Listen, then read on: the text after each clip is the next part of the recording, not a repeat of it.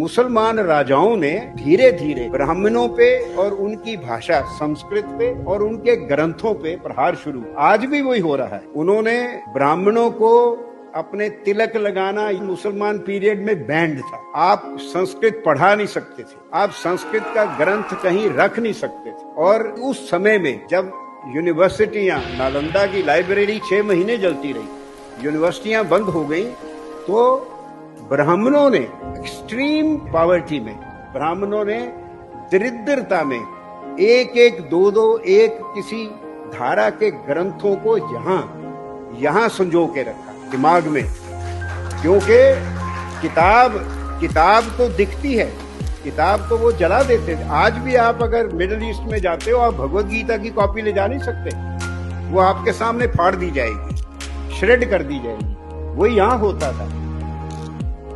जो पंडित परंपरा थी, हर गांव में पंडित था, वो टीचर भी था, वैद्य भी था और सलाह देने वाला साइकेट्रिस्ट भी था। वो पंडित जो ब्राह्मण थे, वो moral examples, social role models and intellectual leaders थे सोसाइटी के।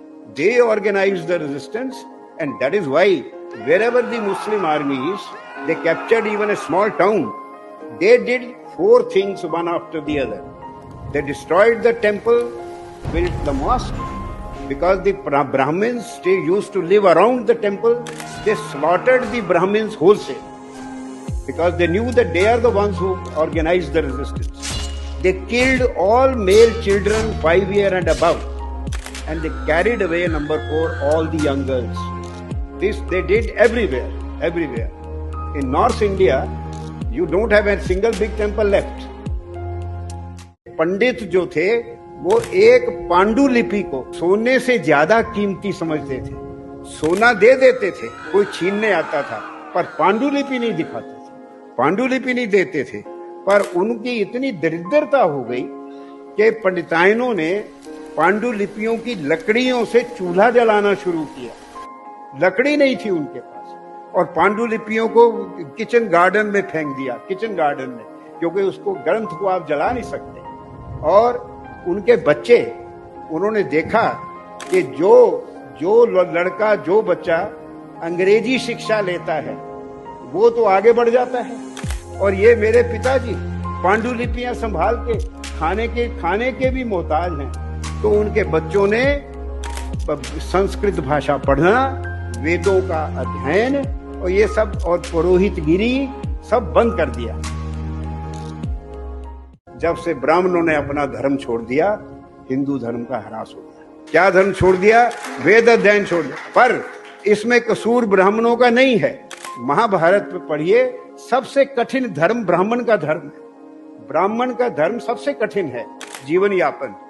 वो कृषि नहीं कर सकता, बिजनेस नहीं कर सकता, वो कोई सेवा वाले पैसा लेके सेवा नहीं कर सकता। उसका काम था ज्ञान अर्जन, ज्ञान का वांचना और मंदिर की सेवा और कर्मकांड। 16 संस्कार होते हैं हमारे जीवन में, जन्म से लेके क्रियाकर्म तक हर एक में ब्राह्मण की जरूरत होती है। हम लोग टूरिस्ट गाइड को 51 रुपए दे देंगे झूठ बोलने के लिए, गलत बातें बताएगा। पंडित अगर कहेगा जी मैं मंदिर दिखाऊं, अरे नहीं ये चोर होते हैं।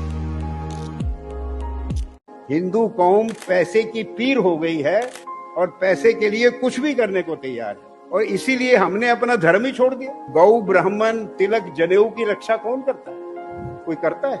कौन क्षत्रिय करता है आजकल? हम अपने आप को भूले बैठे हैं, हम कुछ जानते नहीं। बड़ा खुश हैं हम, पैसा है, पैसा मिल रहा है।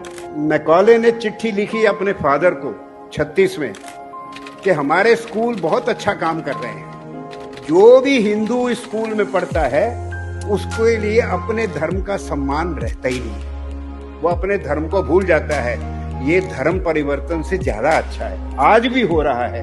हमारे बच्चे स्कूलों, मिशन स्कूल जाके ये तो एकदम सीख जाते हैं। ये